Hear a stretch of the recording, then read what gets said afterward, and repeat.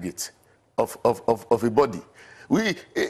For example, the criticism of the judiciary, for example, if you go on individual basis, would not be correct. Because I know a lot of judges, I know a lot of lawyers who are committed to the anti-corruption fight. So you admit that your criticism no, of so the we are talking about, not be fair. We are talking about the aggregate of the body. I always give the example that if you have a clean glass of water, immediately you put a drop of ink or blood, it pollutes it. And the judiciary is so important that we cannot afford what is going on. So, but as I was trying to say, that in the democracy, our hope is the judiciary. Because however much you try, however much you investigate, you must still go to court and see that the processes are followed.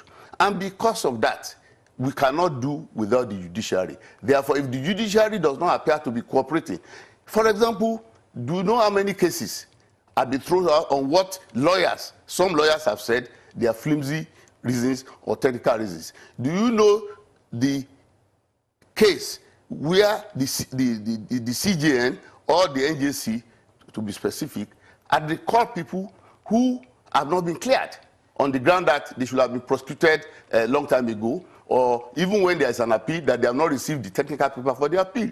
These things give the impression that you are not cooperating. Because at the end of the day, we are not going to by what the lawyers say or by or the technicalities of the court, but the perception of the population that the corruption is going on and that those we rely on to do this job are not doing it. And it's not only, I won't only be critical of the legislature or the judiciary. I will be critical of the executive, because I argued on the weekend that the executive does not seem to realize that this anti-corruption war is for the soul of Nigeria, and that the routine processes of fighting crime, like armed robbery, like burglary and the like, cannot be applicable to the crime of corruption, because by nature, by the class of the perpetrators, it's not easy to use the same processes to fight it. To that extent, I use a word in which some people have criticized, that it's not ordinary fight. It's almost like rough fight. Because at the end of the day, the people you are fighting are actually entrenched, they are powerful, they are institutionalized, they have the money, they have the resources, and they like the exploitative system to continue. So a government that wants to fight that must actually realize the depth of the situation. And I give you a good example.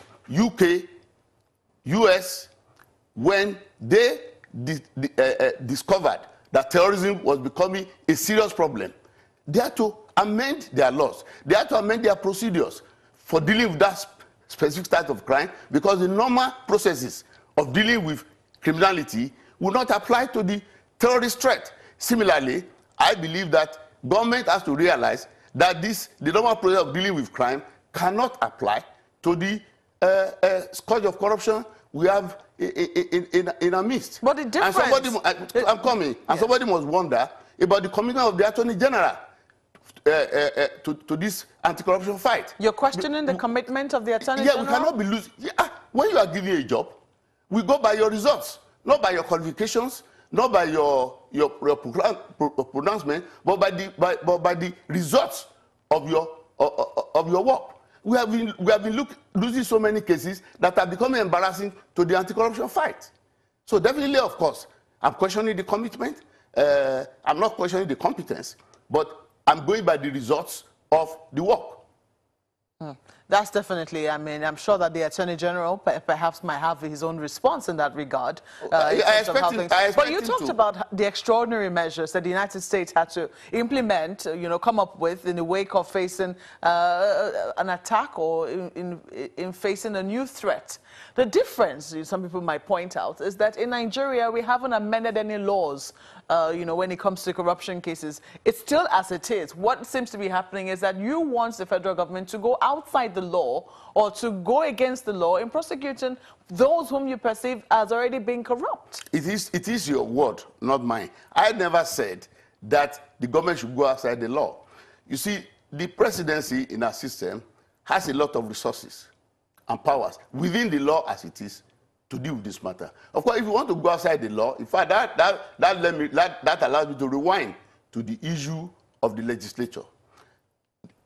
All these years, for other crimes, like armed robbery, even recently like kidnapping and ransom taking, the legislators have passed death penalty. But I will tell you that when you calculate the cost of crime in this country, all the armed robberies, all the burglaries, all whatever, if you calculate the cost, all these years, they are not up to the cost of corruption in 1 year to our development. Now, how come the legislature have never thought it fit to pass death penalty against the crime of corruption?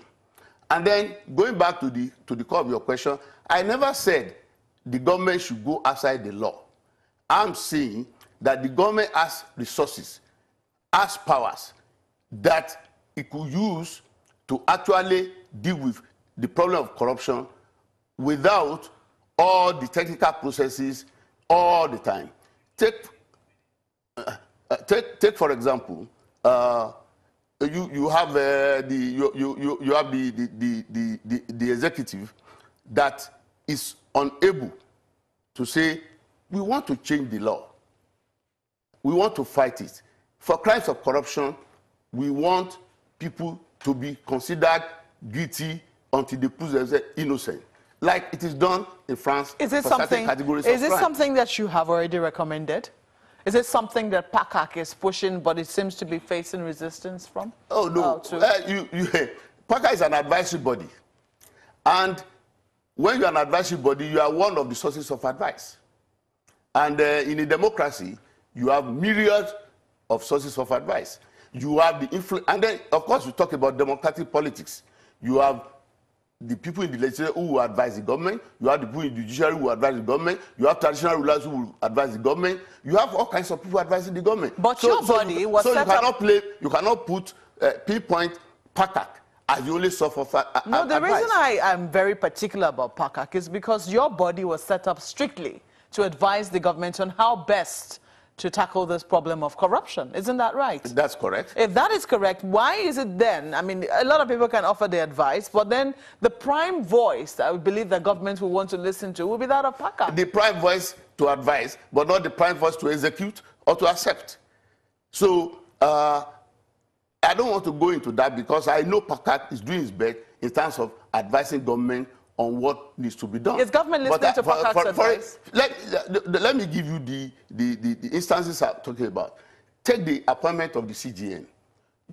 We want to know what was the problem that the thing was delayed for about 4 months, and why again was he now taking?